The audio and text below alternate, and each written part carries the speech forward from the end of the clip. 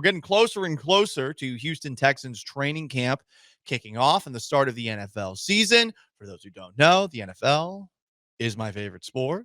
Very excited as we get closer and closer. We're 58 days away. Brooks Reed days away.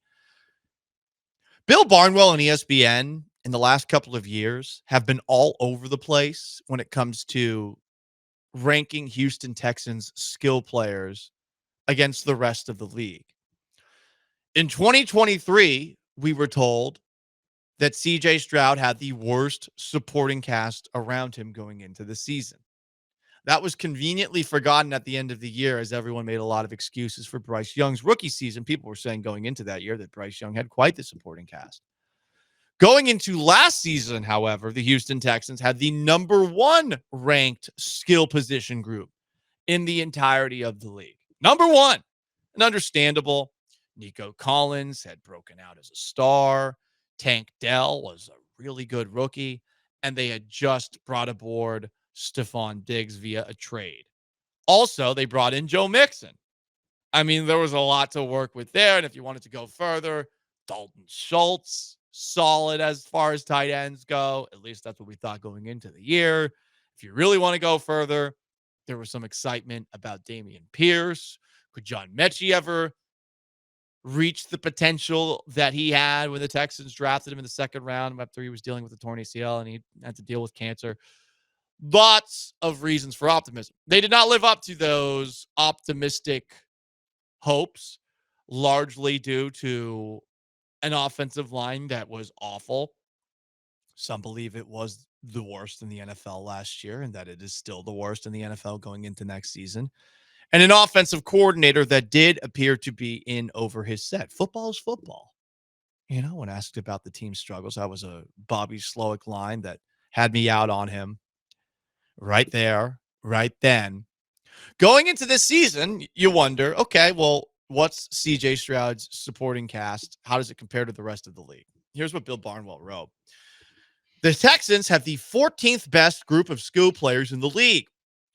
After almost going from worst to first in 1 year, the Texans have fallen back toward the pack after a disappointing campaign. Both Tank Dell and Stephon Diggs were sidelined by season-ending injuries. And while Diggs left in free agency, Dell isn't expected to return from his multi-ligament knee tear this season. Down the lineup, former second-round pick John Mechie finally got a chance to play regularly and struggled, averaging 28 receiving yards a game while playing 2/3 of the offensive snaps in the second half and postseason. Enter a bevy of new wideouts around superstar Nico Collins, who was every bit as good in 2024 as he was in 2023 when healthy enough to play. Trade acquisition Christian Kirk averaged 2 yards per route run as a big money free agent in Jacksonville. That's an interesting stat, side note, right? I don't even know what that means, Bill. But he missed 14 games over the past 2 seasons with injuries. Injuries definitely a concern with Kirk, but this is not the concerns that the Jaguars had for someone like Kirk missing games and the big contract that they gave him. When he was healthy, he was pretty effective. He's good at getting open in short areas. I think that's big because they're going to need that without a Tank Dell and without a Stephon Diggs. Both of those guys were pretty good at that, even if they weren't maybe as good as they were. Tank Dell, his rookie season, stretching the field. And Diggs, you could say the same thing about him. So this article continues. Second round pick, Jaden Higgins, had a promising 2024 season at Iowa State, but he is seen as more of a project than a wideout expected to make an immediate impact. I will say this about the wide receivers the Texans brought in. He continues writing about Jalen Knoll, Higgins' college teammate, who will compete with Kirk in the slot for snaps.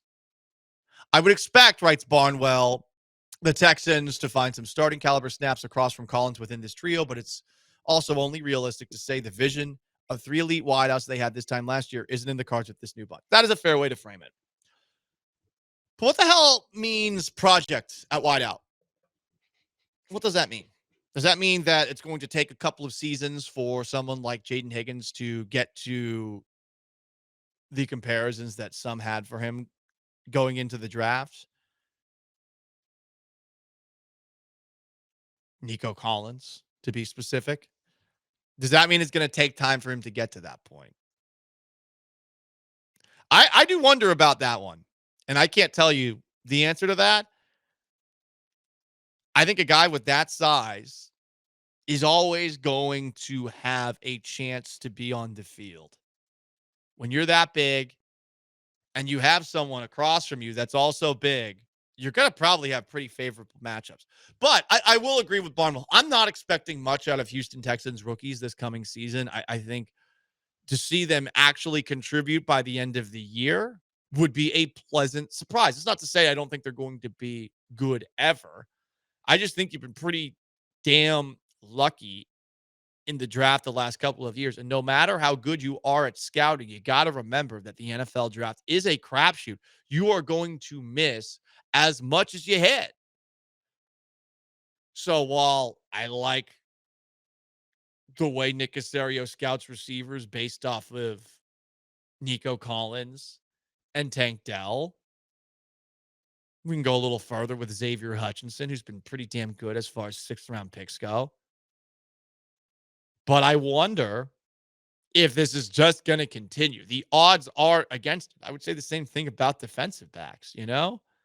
And the corner that the Texans drafted out of USC this year, Jalen Smith, is he going to be on the same level as guys like Kamari Lassiter, who was drafted only one round ahead of him? And you're not expecting that from a third round pick, especially when that guy or fourth round pick. I forget which round it was off the top of my head, but mid round, day two pick, your day two, early day three pick. You are wondering, okay, well, what the hell is realistic to expect for someone like that? But what you've gotten out of Derek Stingley and Kamari Lassiter, incredible. What you got out of Nico Collins and Tank Dell, incredible to bring it back to the offense. Barnwell's write up on the Houston Texans and the skill players around CJ Stroud wraps up like this. Running back Joe Mixon's numbers weren't great last season, but the running game the Texans fielded early in the year while he was hurt made him look like Saquon Barkley. Damn, that's an indictment. Mixon suffered behind the dismal offensive line play in Houston. I'm not sure I've ever seen a back pull a rabbit out of his hat more often in beating unblocked or marginally blocked rushers in the backfield on third and short before picking up first downs. He should benefit from a better offensive scheme, and it's tough to imagine the line play being worse. I agree on both of those accounts. Mixon was awesome last season in what he was able to do in spite of the offensive line in front of him. And I think more than anything, I love the leadership that he showed, not throwing these guys under the bus because they deserve to be thrown under the bus and then backed over. Oof, it was bad. No one had more reason to be pissed off than Joe Mixon outside of CJ Stroud. That is it. And Mixon the entire time constantly complimenting that offensive line. I give him a lot of credit for that. A lot.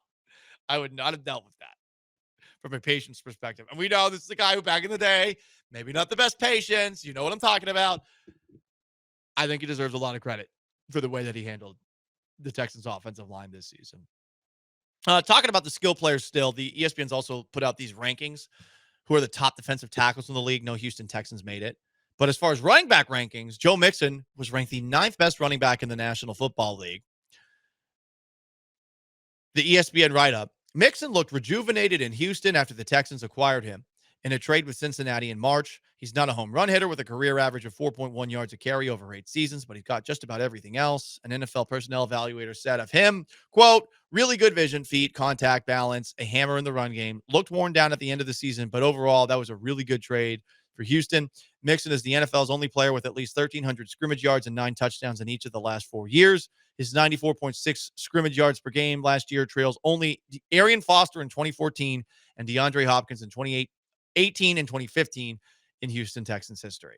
Also, leaving the top 10 list, Nick Chubb, who the Texans have. It's still crazy to think about that. Obviously, Chubb fell out of the top 10 for injury concerns, knee injury in 2023, foot injury last season, 332 yards in 8 games, $2.5 million deal with the Texans. I mean, they have 2 huge names, and as far as name cachet goes, I don't think any team in the league has more than that in their backfield than the Texans. And Dameon Pierce is still hanging around. I like Pierce. I'm probably one of the few people that is still a believer in Dameon Pierce. I know what I saw in 2022. If you watch that team in 2022, you saw it too.